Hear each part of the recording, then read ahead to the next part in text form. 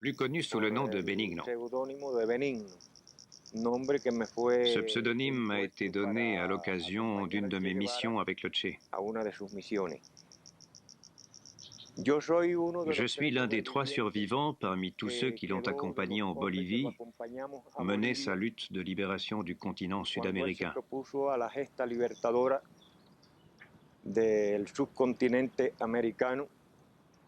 Et aujourd'hui, je vais essayer de respecter l'un des engagements les plus sacrés à mes yeux.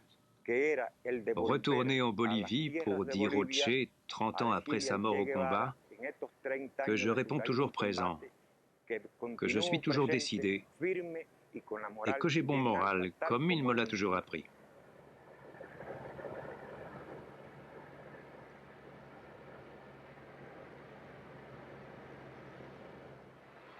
El imperialismo empezó a prepararse también para ahogar en sangre las nuevas Cubas que pudieran existir. Benigno, c'est l'homme qui a rejoint le Che dès l'âge de 17 ans dans la Sierra Maestra à Cuba et qui a été à ses côtés pendant 10 ans de combat. C'est le paysan de la Sierra, l'éclaireur, le responsable de la mitrailleuse et le guerrier imperturbable. Après la capture du Che il y a 30 ans, Benigno a quitté la Bolivie en bête traquée. Il y revient pour la première fois et n'a pas oublié qu'à l'époque, sa tête avait été mise à prix. Il évitera le plus possible d'être reconnu dans un pays où l'histoire de la guérilla est encore vivace. Notre pilote, le superstitieux Luis, qui a connu Benigno à Cuba, le vénère et l'appelle Don Benigno à tout bout de chemin. Des chemins de pierre, de sable, de forêt qui s'étirent sur 4000 km, à peu de choses près ce que El Comandante et ses compagnons avaient parcouru à pied de novembre 1966 jusqu'au 8 octobre 1967.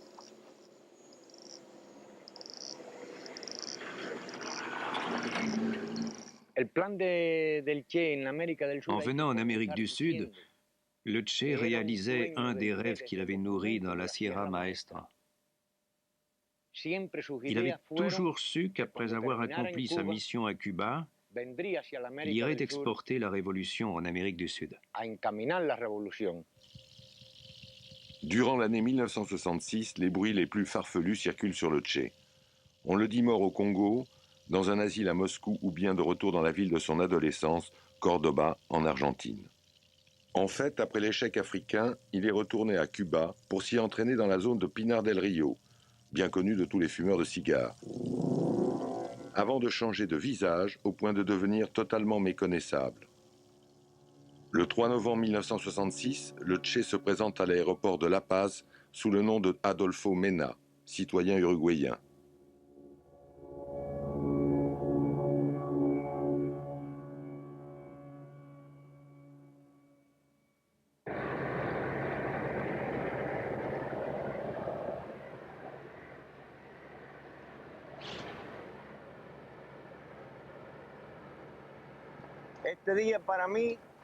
J'ai l'impression d'être en train de revivre ce fameux jour, le 10 décembre 1966, où je suis allé rejoindre le Che à la Calamina.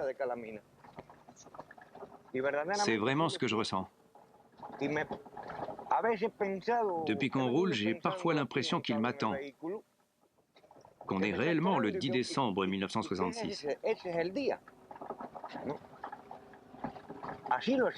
Si je vous dis ça, c'est parce que c'est ce que je ressens.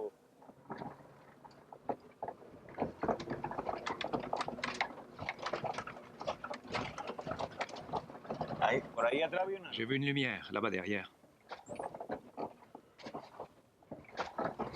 Oui, sur la gauche.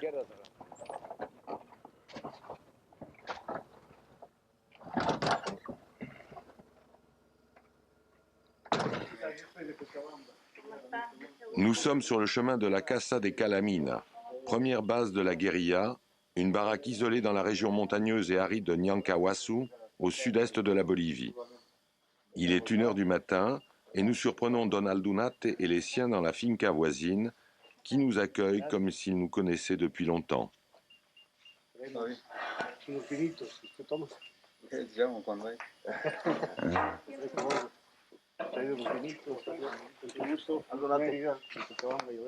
¿Cómo está? Mucho gusto. Aldunate. De Francia viene a televisar. Es un lugar histórico, pues, ¿no? Claro, siéntese. Muchas gracias. Mire, me da mucha pena, porque he entrado acá como otra persona prácticamente. Y en realidad, yo soy uno de los hombres que estuvo con el Che aquí. Yo soy Benigno. Gusto es conocerlo y saludarlo. Gusto, Miércoles, que me encanta. Oye. Yo quisiera darle un abrazo. De verdad. Carajo, qué lindo. Oye. ¿Usted era Benigno? Yo soy Benigno. Yo lo conocí a Urbano. Bueno. Aquí lo conocí en la Calamina. Porque cuando vino una señora de Cuba el otro día, me preguntó. A ver, aquí está usted, a ver. Es posible que no, porque yo salía en muy pocas fotos. Esta es Tania. Esto es aquí en el campamento central, esta foto.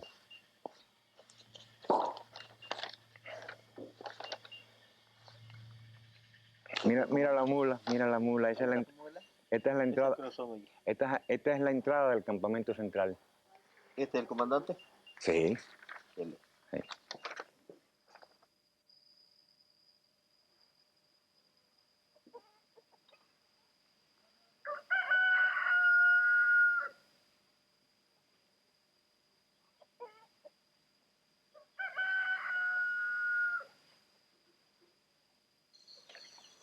Vamos a hacer una cosa. Tú me prestas tu sombrero y yo te presto mi gorra. Listo. ¿Eh? Ya. Ahora sí. Porque es que no, la gorra esa con el letrero. Ahora me voy a hacer más hombre. Porque es que la gorra esa con el letrerito ese no me gusta. Es un letrerito en inglés. Mira, ahora.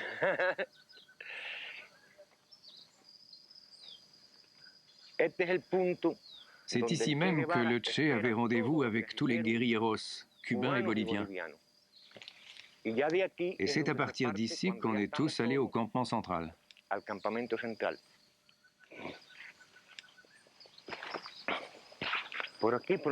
La maison de Calamina était ici, exactement à cet endroit. C'est ici même qu'on a construit le four à pain.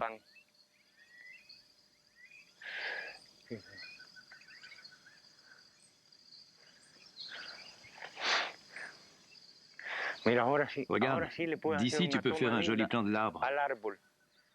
C'est celui-là là-bas. C'était le poste d'observation des Che.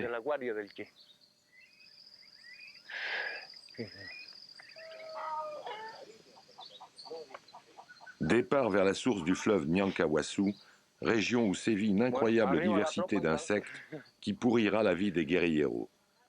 C'est là, au cul du monde, que le Che organise le campement central, comme il avait fait dans la Sierra Maestra à Cuba.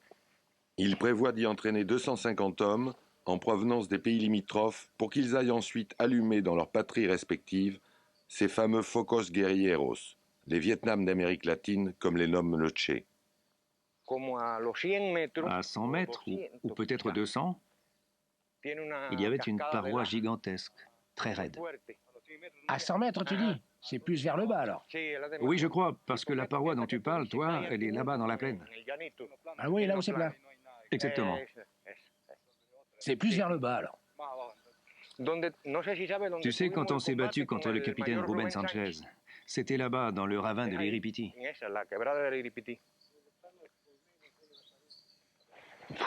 La rivière est beaucoup plus large.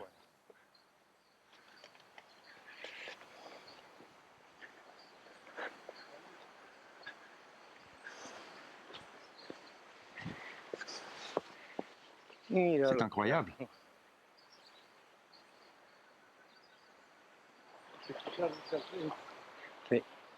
C'est par là-bas.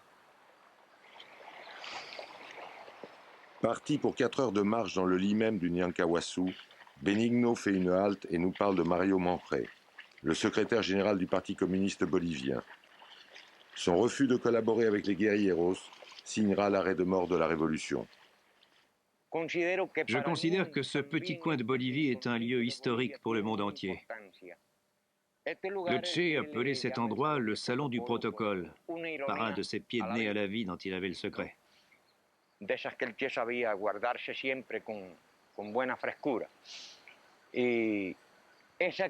À cet endroit, le Che a fait preuve d'une courtoisie, d'une amabilité et d'un respect incroyable à l'égard de Mario Monrey. Et pourtant, Monrey ne le méritait pas. Le Che est venu jusqu'ici pour le rencontrer, et c'est ici qu'il a appris ce qu'il avait à lui dire.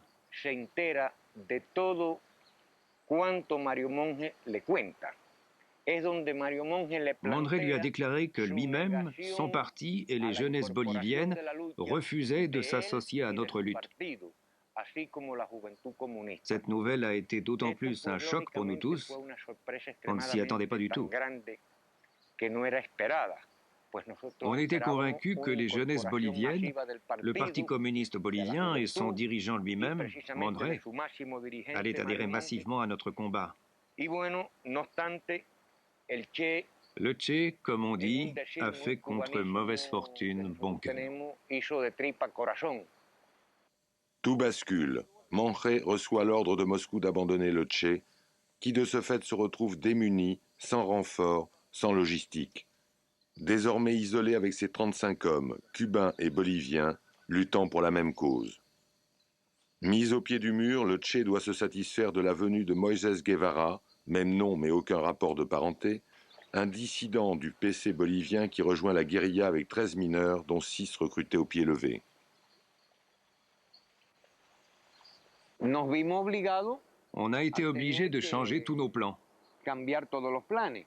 On avait toujours été conscient que l'un d'entre nous pouvait refuser de continuer la lutte, qu'un autre pourrait prendre peur ou encore qu'on pourrait être trahi. Tout ça a été prévu dans nos plans. Par contre, on n'avait pas imaginé une seconde qu'il pourrait y avoir des désertions avant même que la lutte commence. Et en plus, malheureusement, les déserteurs étaient des hommes de Moisés Guevara.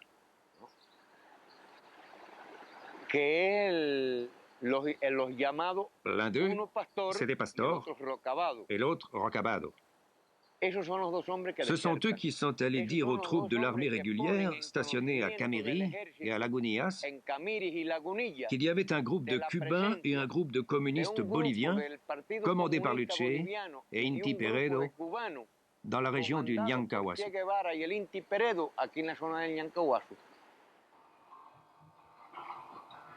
L'armée bolivienne alertée de la présence des guérilleros oblige le Che à engager le combat plus tôt que prévu, ce qui modifie encore une fois toute la stratégie de la guérilla.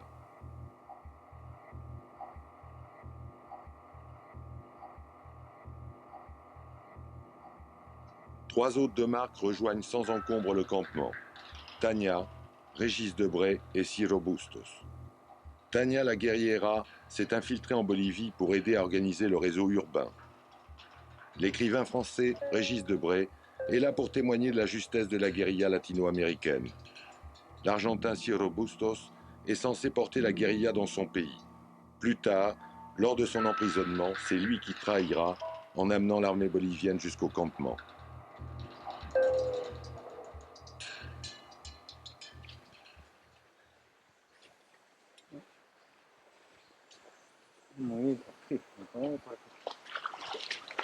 Quand nous atteignons enfin le lieu recherché, Benigno constate qu'il ne reste plus rien du campement central, emporté quelques semaines plus tôt par un déluge foudroyant.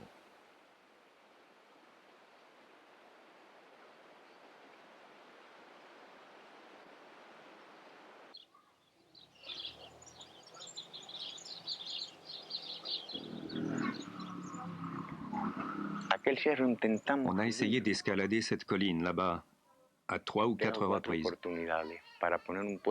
On voulait y installer un poste d'observation au sommet pour surveiller l'armée, connaître ses déplacements, savoir où auraient lieu les opérations. Pendant plus d'une semaine, on a essayé de se frayer un chemin dans la jungle. mais la végétation était beaucoup trop touffue.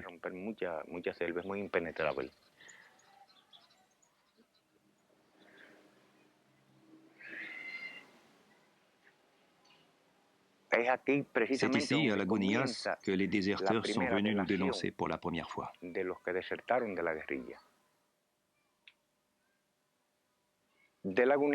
Et c'est donc d'ici qu'est partie l'armée bolivienne pour mener sa première opération contre la guérilla dans la région du Ñancahuazú.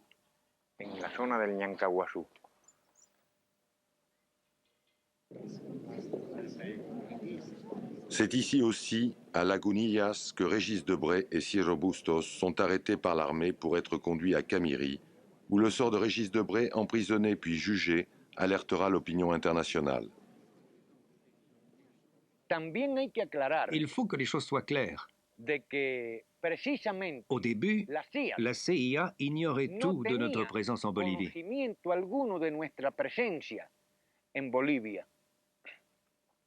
Elle a seulement compris que des choses sérieuses se passaient ici quand Régis Debray a été fait prisonnier.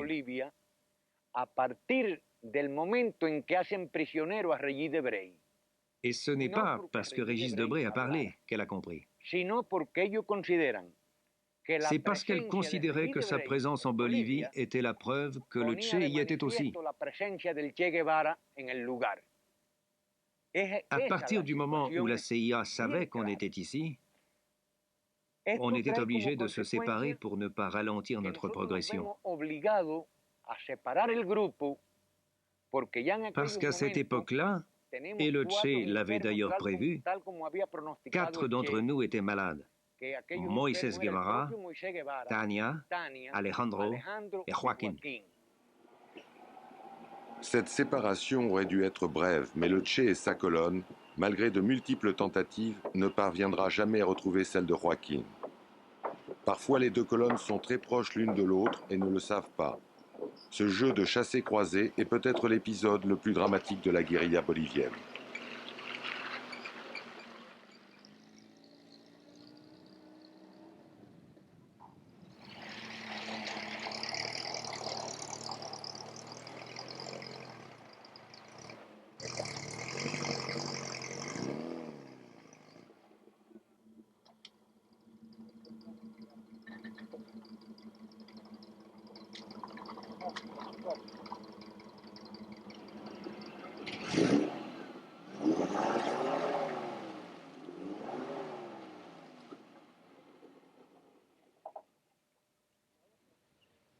Système D.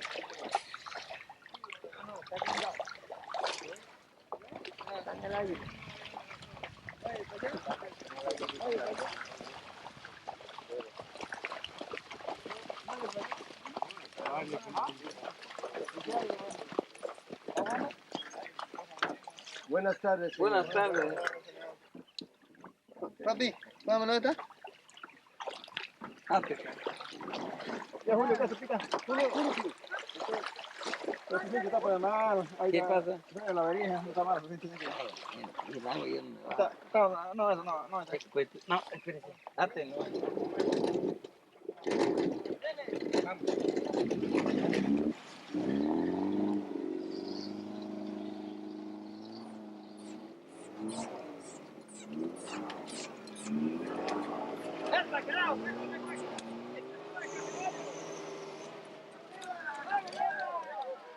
Luis, notre pilote, s'est révélé fort maladroit.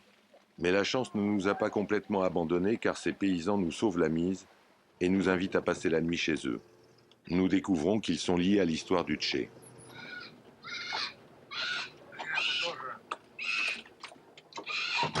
Nuestra casa, Sí. Benigno, qui ne se sépare jamais du journal du Che, nous lit ce qui s'est passé le 26 juin 1967 dans cette zone. Je lui ai envoyé Antonio et Pacho, mais j'ai donné l'ordre de ne pas tirer sans savoir ce que c'était. Presque tout de suite, on a entendu des coups de feu et puis une fusillade a éclaté entre les deux camps. J'ai alors donné l'ordre à mes soldats de battre en retraite parce que dans ces conditions, on risquait de perdre la bataille. Les hommes ont mis du temps à se retirer, 2 d'entre eux avaient été blessés, Pombo à la jambe et Touma au ventre. Ça s'est passé le 26 juin.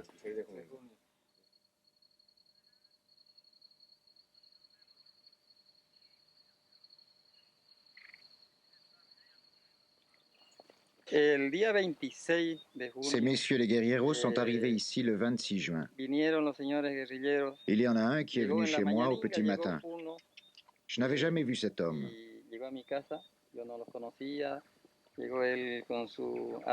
Il avait son arme à la main. Il a demandé qui était le propriétaire de la maison et moi je lui ai demandé qui il était. Il m'a répondu « Un guerriero, mais n'ayez pas peur, nous sommes très gentils, vous verrez. » Parfait, je lui ai dit « Entrez ». C'était Julio, le médecin. Il est resté avec nous et on a passé toute la journée à bavarder.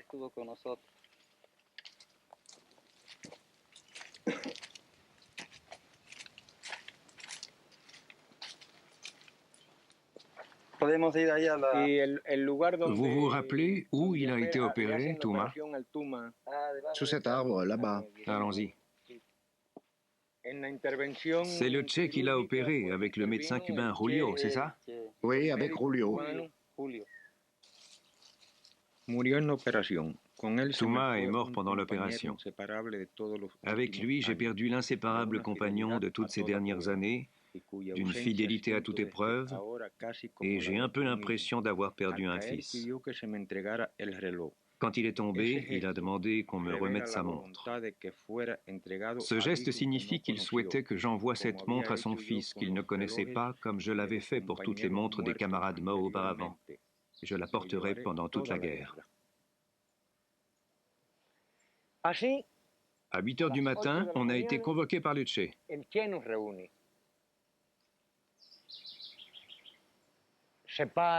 Il nous a regardés pendant une bonne minute. Il nous a tous dévisagés, l'un après l'autre. Et puis il nous a dit, bon, pendant un instant, je ne serai plus le guerriero, je serai le médecin et je vais faire un diagnostic.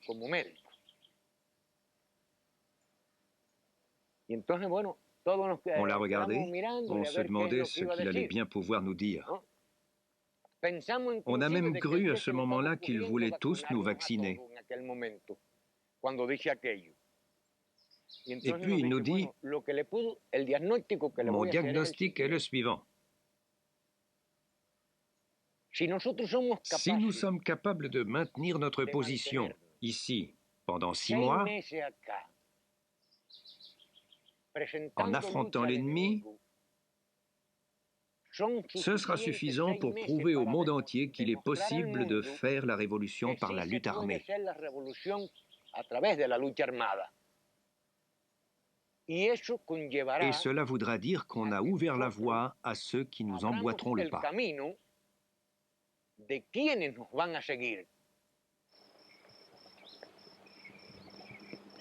Soyons réalistes, exigeons l'impossible, disait le Che. La situation empire, les médicaments sont épuisés et ces crises d'asthme, particulièrement violentes dans ce climat et dans ces conditions, se succèdent. Trouver des médicaments devient une priorité, au même titre que les prises d'armes pendant les combats avec l'armée bolivienne.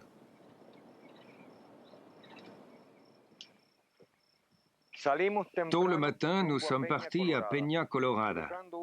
Nous avons traversé une région dont les habitants étaient terrorisés en nous voyant. Le soir, nous sommes arrivés à l'Alto de Palermo, à 1600 mètres d'altitude. Notre plan était le suivant: arrêter un véhicule venant de Samaipata, se renseigner sur la situation dans le village, s'y faire conduire par le conducteur du véhicule, s'emparer du poste de police, aller à la pharmacie, fouiller l'hôpital, acheter quelques conserves et des friandises et rentrer.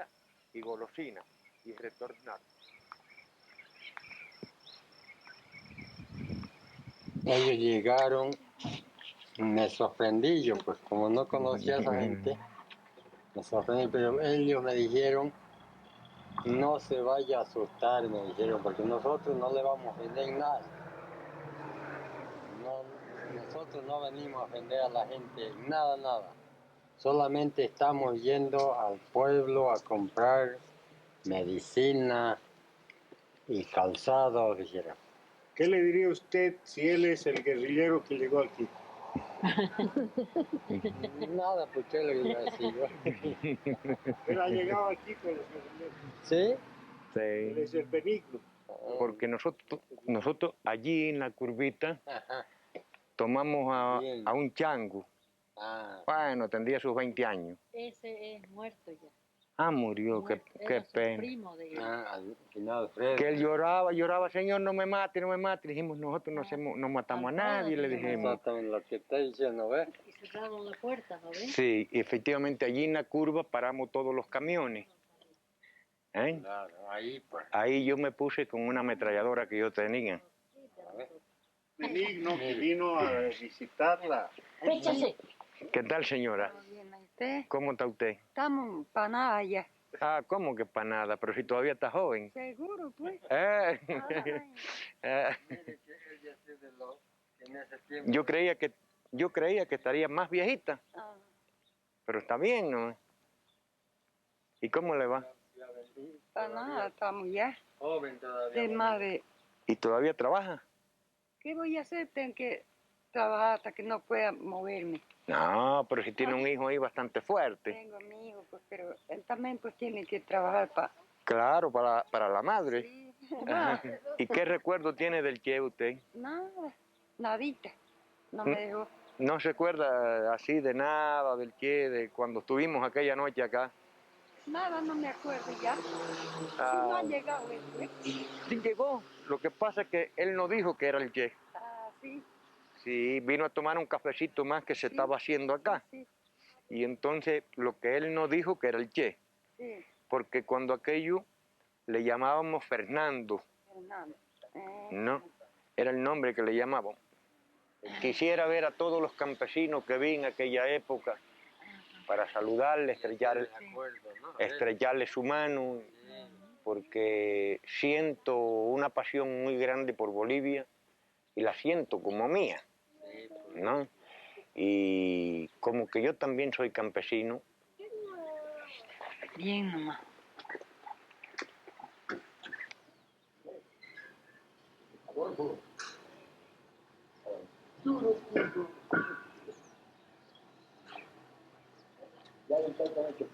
Era un momento crucial. C'était une période cruciale pour nous. Teníamos nosotros que venir casa por casa. On devait entrer dans chaque maison, l'une après l'autre, pour faire connaître à tous les paysans notre projet, notre idéologie politique et nos principes.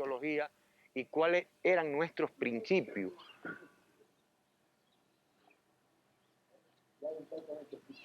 Ahí se toma el cuartel, se toma todo. On a investi la caserne, pris toutes les armes et fait des prisonniers. On a récupéré tous les vivres aussi, et surtout un médicament contre l'asthme pour le Che. Il n'y en avait pas dans la seule pharmacie qui existait à l'époque à Samaipata.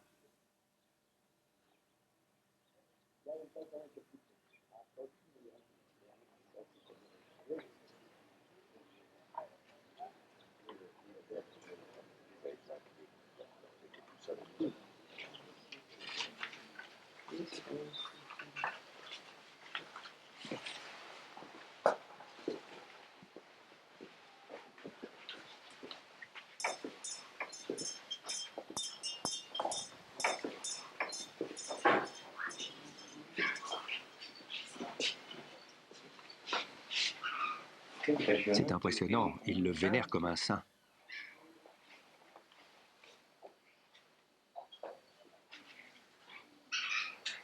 Il a même ses bougies. Ça, c'est le dernier fauteuil où s'est assis le Che, en Bolivie. Il est au musée de la Higuera, le village où il a été tué. À ce que je vois, vous avez constitué toute une collection sur la vie du Che. Ça, c'est la statue de la place de la Higuera. Qu'est-ce qu'il représentait pour vous, le Che? Pour moi? Eh bien, c'était un chef révolutionnaire qui défendait les pauvres. Et pour certains d'entre nous, pas tous, mais certains, Et il est le Christ du XXe siècle. Ah oui, je comprends. On lui allume des bougies et il fait des miracles.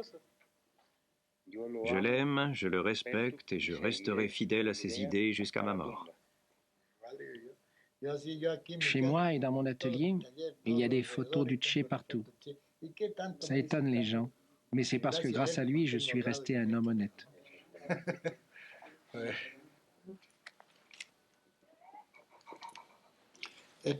Cette photo a été prise pendant un discours à l'OEA. À l'OEA? Vous voulez dire aux Nations Unies plutôt? Oui, vous avez raison. J'avoue que je suis très impressionné. Vous voulez entendre la voix du Che? Ah oui, j'aimerais bien.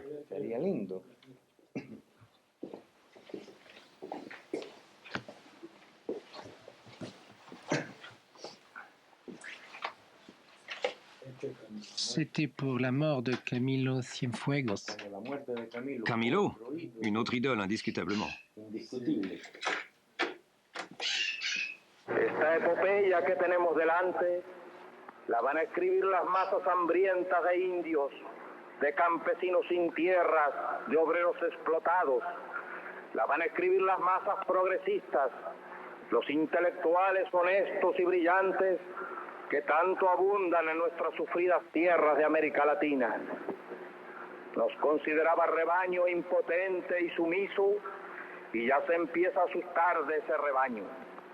Rebaño gigante de 200 millones de latinoamericanos en los que advierte ya a sus sepultureros el capital monopolista yanqui. Ahora sí, la historia tendrá que contar con los pobres de América, con los explotados y vilipendiados de América Latina que han decidido empezar a escribir ellos mismos para siempre su historia.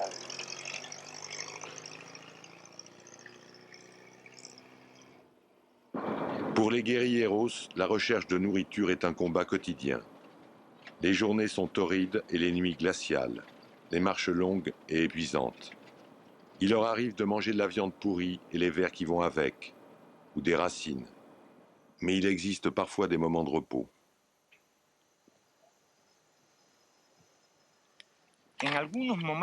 Parfois, c'était rare, on avait quartier libre. Ces jours-là, si on était dans de bonnes dispositions et si on n'était pas trop épuisé, dès que le camp était installé, on se faisait un bon feu.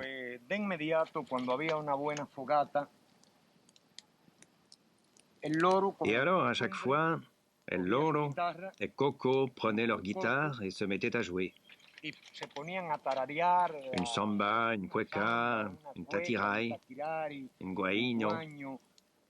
Et parfois, ils nous faisaient le plaisir de jouer notre Guantanamera.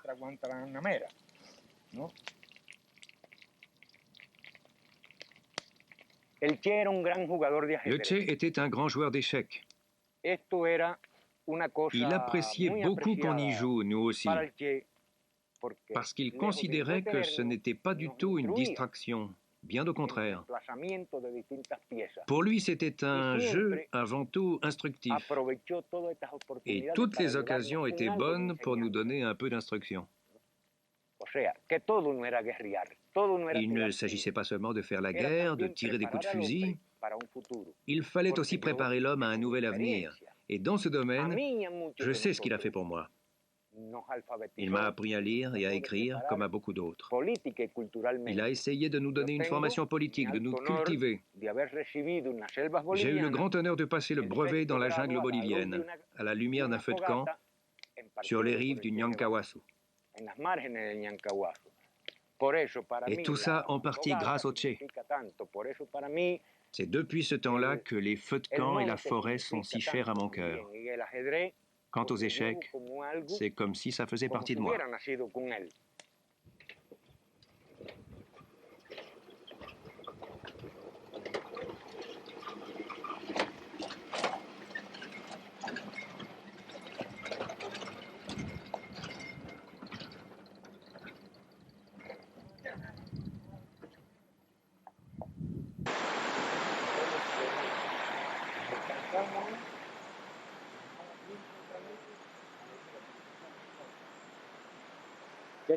C'est terrible d'être venu jusqu'ici et de ne pas pouvoir passer, mais on y arrivera.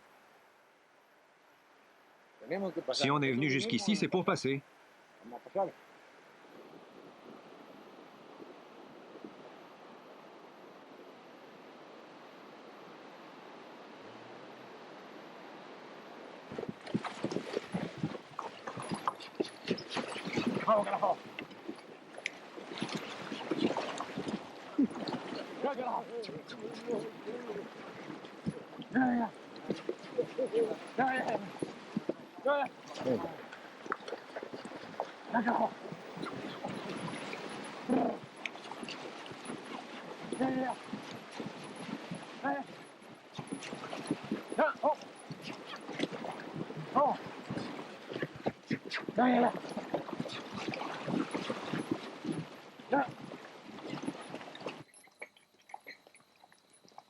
Toujours la magie du Tché. La famille qui solutionne notre problème est directement liée à l'histoire de la guérilla. Dolores Pérez, qui nous sert de guide, est la paysanne dont le mari a aidé les révolutionnaires dans cette zone. Toute cette zone a été le théâtre d'opérations de l'armée bolivienne et de la guérilla. On se dirige vers ce qu'on appelle la Junta de los Dos Ríos, c'est-à-dire au confluent du Massicuri et du Rio Grande. Cette route mène aussi vers l'endroit précis où sont morts tous les hommes de Joaquín, dont Tania et le Negro Peruano.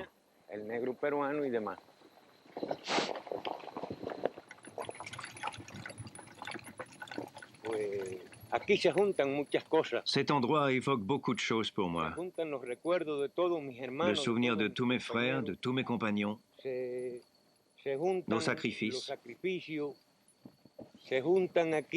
Il me rappelle de bons souvenirs aussi, comme cette fête organisée pour mon anniversaire. Bien sûr, ce n'était pas une fête comme celle qu'on organise en ville. Ça s'est passé en pleine jungle, dans des conditions difficiles.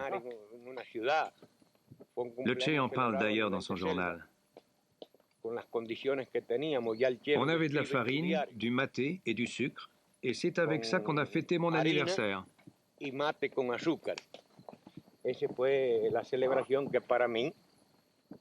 Mais j'étais très ému parce que c'était la première fois de ma vie qu'on fêtait mon anniversaire.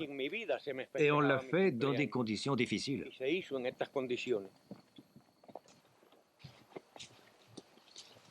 Je me rappelle que quand on est arrivé ici la première fois, on était 49. 10 mois plus tard, quand on est repassé au même endroit, on n'était plus que 22. Et aujourd'hui, je suis le seul à parcourir ce chemin.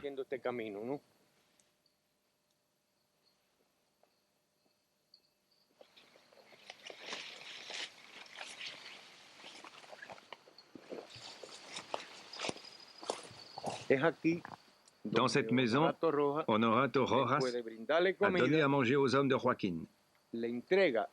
Et après, il leur a dit qu'ils pouvaient traverser le Rio Grande sans danger, alors qu'il avait prévenu l'armée.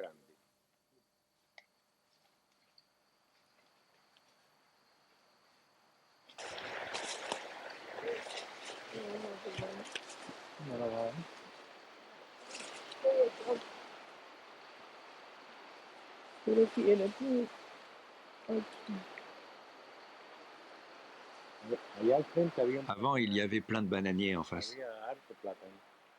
Ils ont été emportés par la rivière. Ah oui.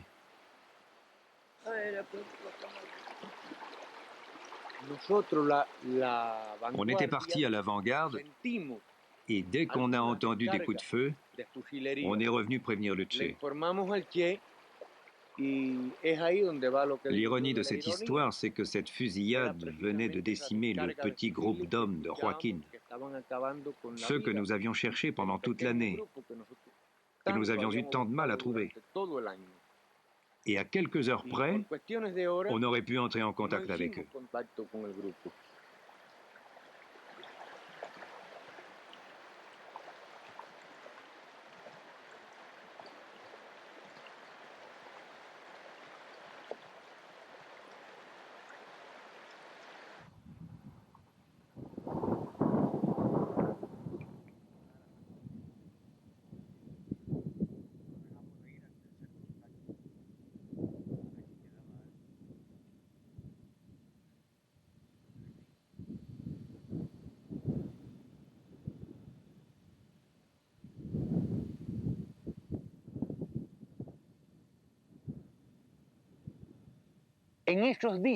C'est à cette époque qu'on a vu une fois le Che perdre la raison. Pendant une fraction de seconde, il n'a plus été le même homme.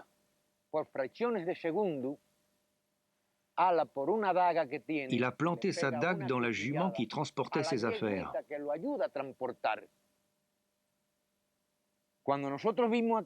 En voyant ça, on n'a pas eu peur, loin de là. On a eu pitié de lui. On ne voyait plus le Che. On le cherchait, mais on ne le trouvait pas. Et pourtant, il était là, devant nous. Le Che avait disparu. Son corps était là, mais son esprit était ailleurs.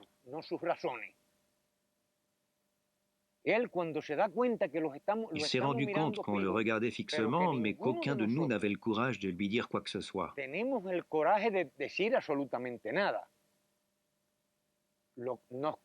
Il a compris qu'on avait pitié de lui. Et rien n'aurait pu le blesser davantage, parce qu'il n'était pas homme à accepter qu'on ait pitié de lui.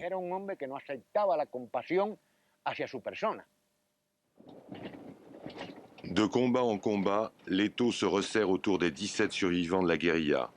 Ils sont 10 000 soldats à les traquer dans un espace qui se réduit comme une peau de chagrin. Au lieu dit la Quebrada del Lluro, le drame va se nouer.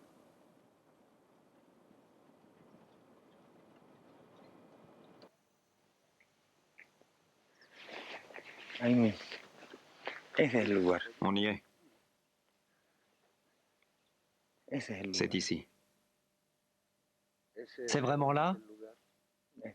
Oui. Voilà la célèbre Quebrada del Lluro. Elle est gravée dans ma mémoire. Le Che cherchait le moyen de briser l'encerclement par ici.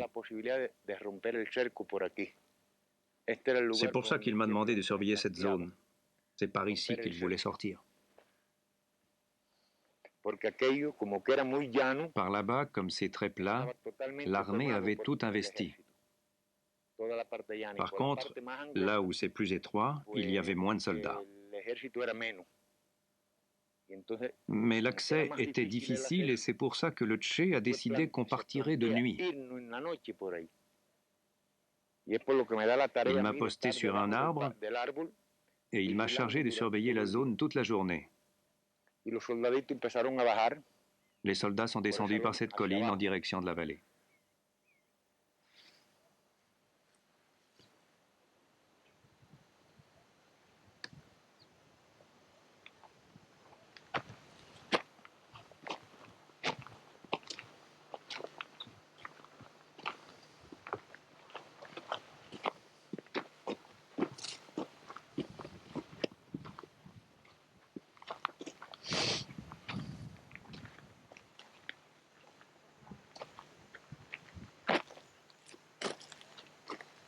Il y a ce ravin en face de nous, et l'autre là-bas sur la partie plate. Mais c'est là, en bas, dans celui qu'on ne voit presque pas, que le Che a été pris. Ce qu'on appelle la Quebrada del Lluro. C'est le grand ravin transversal en face. Mais c'est en bas que le Che a été pris. Et pourtant, c'était le ravin le mieux protégé. L'armée était disposée en 3 cercles, dont le plus grand arrivait jusqu'au sommet là-haut. On était totalement encerclés.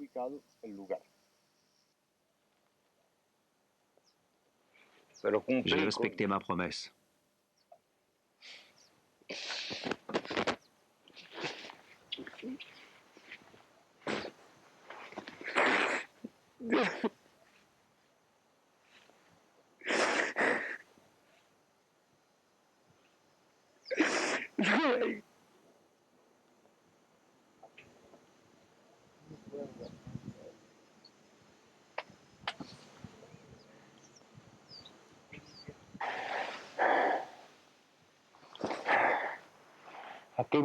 Tant de bons camarades sont morts ici.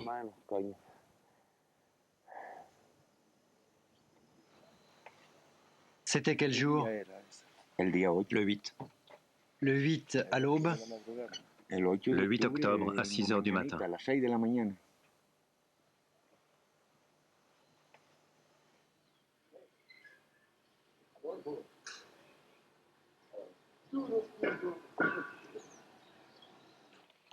Là, c'est moi à côté du cadavre du Che.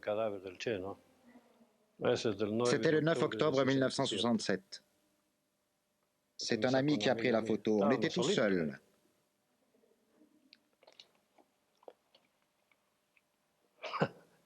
5 jours après la mort du Che, je me trouvais à la Higuera. Tout à fait par hasard.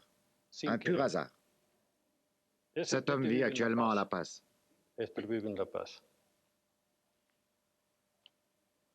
Là, ils emmènent El Coco.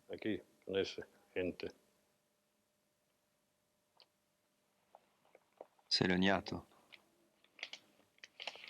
J'ai d'autres photos, des originaux.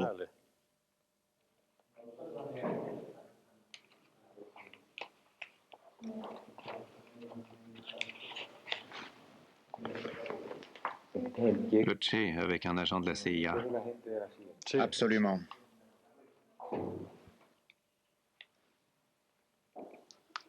J'ai pris cette photo de très près. J'étais juste au-dessus de lui.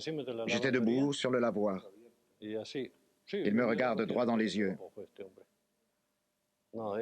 C'est incroyable l'impression que dégageait ce cadavre.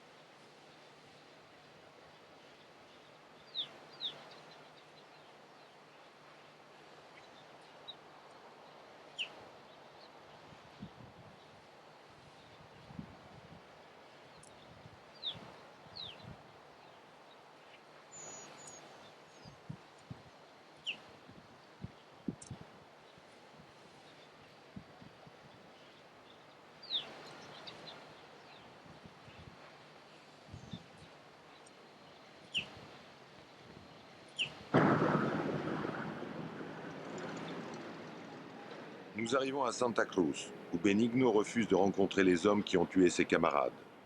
Gary Prado est le capitaine qui arrête le Che dans la Quebrada del Lluro. Les Indiens boliviens disent que la balle qu'il atteignit des années plus tard et le cloua dans un fauteuil roulant est l'effet de la malédiction du Che. Le 8 octobre, un sous-lieutenant est venu me prévenir.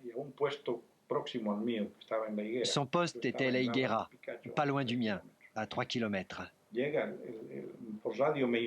Il m'a dit que la veille, un paysan avait vu les 17 derniers guerrieros s'engager dans un ravin.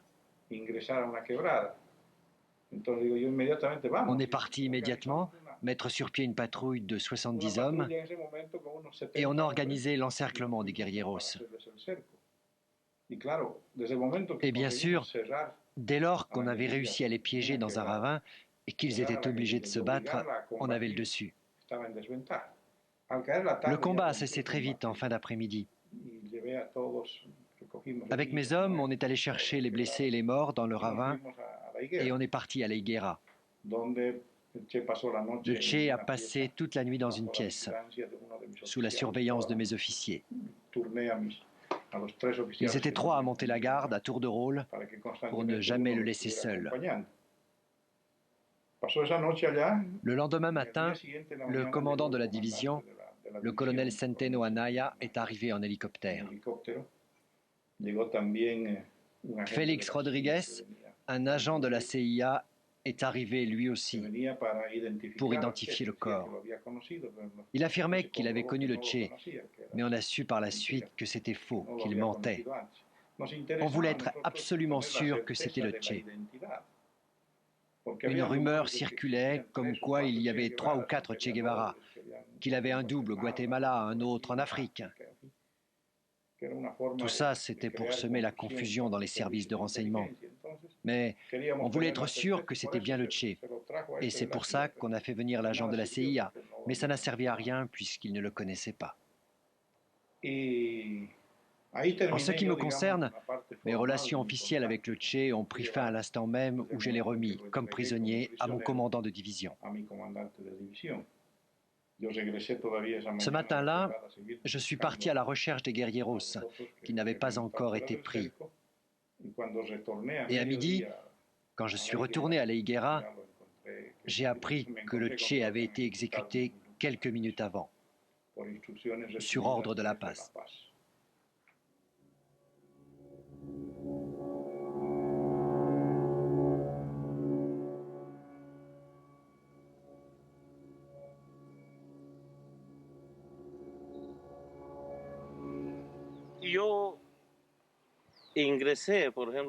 J'ai pris mon service vers 11 heures du soir et pendant toute la garde, j'ai bavardé avec le commandant Che Guevara.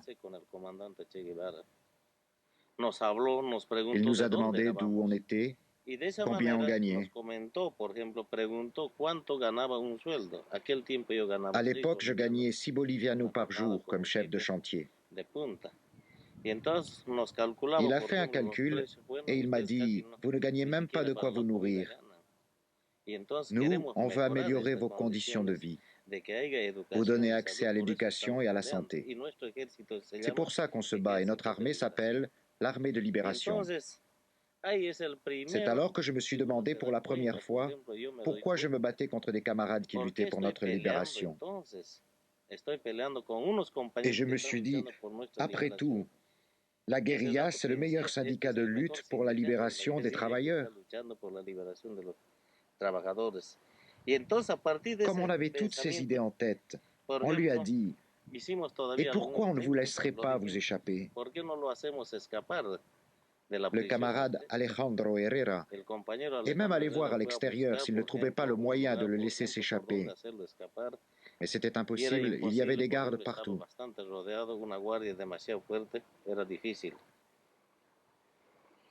Et puis, il s'est passé quelque chose de terrible. Vers 11 heures, je ne me rappelle plus l'heure exacte, le sergent Mario Terán est arrivé. Il était sourd. À ce moment-là, moi, j'étais à la porte. Il est entré dans l'école en hurlant « Espèce d'enfoiré, pourquoi vous avez tué tant de soldats ?» Et le Che lui a répondu « On ne gagne la guerre qu'en semant la mort. Et tu ferais mieux de me tuer parce que comme ça, moi, je ne pourrais pas vous tuer. » Presque immédiatement, le sergent lui a envoyé une rafale dans les pieds. Le Che a essayé de se lever, il n'a pas pu et il a reçu une autre rafale dans la poitrine.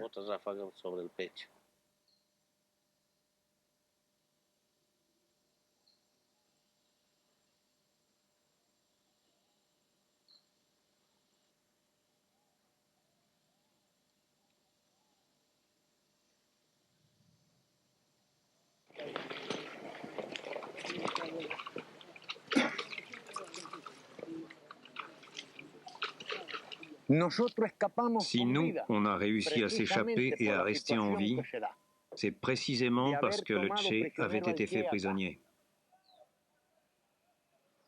Je vous explique, le Che est prisonnier. Parmi les hommes qui étaient encore en état de combattre, 5 ou 6 sont morts. Alors qu'est-ce qui se passe? L'ennemi relâche son attention.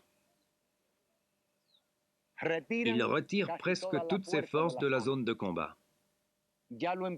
L'important pour eux, c'était le Che, et il était entre leurs mains. Nous, on avait une certaine importance à leurs yeux, mais pas celle du Che.